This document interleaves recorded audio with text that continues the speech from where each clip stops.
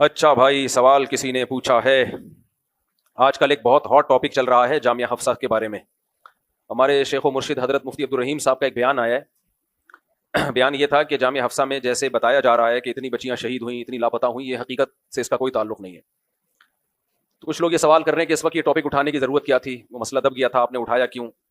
اور کچھ ثبوت پیش کر رہے ہیں کہ دیکھو اتنی بچیاں شہید ہوئی ہیں اور یہ سب کچھ ہوا ہے۔ تو پہلے تو میں آپ کو بتا دوں کہ یہ ٹاپک اٹھایا اس لیے ہے کہ اس وقت پاکستان آرمی پہ بہت زیادہ اٹیک ہو رہے ہیں پورے ملک میں۔ اور آرمی پر اٹیک کا مطلب فوج پہ اٹیک نہیں ہوتا، اسٹیٹ اور ریاست پہ اٹیک ہوتا ہے، اور اسٹیٹ کا مطلب ہوتا ہے ہم پر اٹیک۔ کیونکہ لیبیا کا حشر نشر کر دیا، شام کا حشر نشر کر دیا، عراق کا حشر نشر کر دیا، اور آپ کو پتا ہے کچھ دن پہلے مودی کے ذریعے پاکستان پہ اٹیک کروایا گیا، اس میں ناکام ہو گئے۔ تو اب جو خوارج کے اٹیک ہے نا وہ بہت بڑھا دیے ہیں تاکہ فوج کمزور ہو جائے گی اور ملک ٹوٹ جائے گا، اور وہی حشر ہوگا جو باقی ملکوں کا ہوا ہے۔ تو ایسا نہیں ہوگا کہ یہ اسلام پسند قوتوں کے ہاتھ میں چلا جائے اور یہاں خلافت کا نظام قائم ہو جائے، یہ نہیں ہوگا، یہ ذہن میں رکھیں۔ ہوگا یہ کہ جو رہا سہا ہے اس سے بھی جائیں گے۔ تو اسلام نافذ کرنے کا یہ طریقہ کہ فوجیوں پہ اٹیک شروع کر دو، بغاوتیں شروع کر دو، مسلح بغاوتیں اسلحے والی، یہ بالکل غلط طریقہ ہے۔ ہم اس کو حرام اور ناجائز سمجھتے ہیں۔ اس میں جو لوگ مر رہے ہیں وہ حرام موت مر رہے ہیں، اور جو فوجی شہید ہو رہے ہیں وہ شہید ہوں گے، وہ ان کو شہید کہا جائے گا، کیونکہ وہ اسٹیٹ بچانے کے لیے ہو رہے ہیں جو مسلمانوں کی اسٹیٹ ہے۔ اس پہ کچھ لوگ کہتے ہیں کہ یہ مولوی لوگ جو ہیں بک گئے ہیں اور یہ تو نظام کی تبدیلی کی بات ہی نہیں کرتے، نظام کو بدلنے کی کوشش ہی نہیں کرتے۔ نظام کو بدلنے کی 100 دفعہ کوشش کریں، آپ جو چیزیں غلط ہیں اس پہ 100 دفعہ آواز اٹھائیں۔ ہم جس چیز کو حرام سمجھ رہے ہیں وہ یہ ہے کہ اس بات کو بنیاد بنا کے فوجیوں پہ اٹیک کرنا، ان پہ دھماکے کرنا جس سے ملک کمزور ہو جائے، یہ حرام ہے، ناجائز ہے۔ حضرت مفتی تقی عثمانی صاحب کا بھی فتویٰ ہے، ان کی ویڈیو بھی میرے موبائل میں موجود ہے، صاف طور پہ انہوں نے کہا کہ یہ حرام ہے۔ یہ اکیلے مفتی عبدالرحیم صاحب کی رائے نہیں ہے کہ لوگ ان کو کہنے درباری اور سرکاری اور بک گئے، یہ تو وفاق المدارس کے تمام علماء کی یہی رائے ہے۔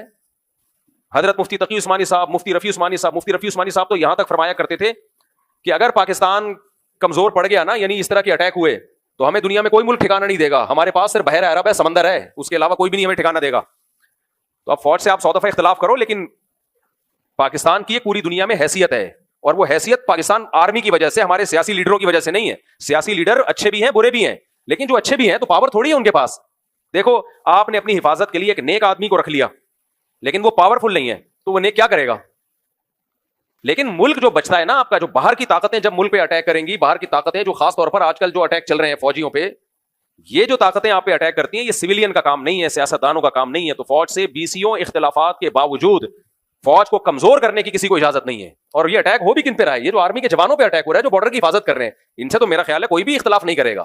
کسی جرنیل سے اختلاف ہو سکتا ہے، لیکن یہ کہ اختلاف کیا آپ یہ ان فوجیوں پہ اٹیک کرنا شروع کر دو اور لیبل یہ لگاؤ کہ ہم اسلامی خلافت قائم کر رہے ہیں، تو اگر سبحان اللہ خلافت قائم ہو جاتی ہے اس طریقے سے تو ہم بھی آپ کا ساتھ دیتے، لیکن ہمیں پتا ہے اس سے خلافت قائم نہیں ہوگی۔ ملک، اس کی مثال میں اکثر دیتا ہوں کہ پاکستان ایک پھلدار درخت کی طرح ہے کہ آپ نے اس کا پھل کاٹا، لیکن نیچے ٹوکرا دشمن لے کے بیٹھا ہوا ہے، تو پھل آپ کی جھولی میں نہیں آئے گا، وہ دشمن کی جھولی میں آئے گا۔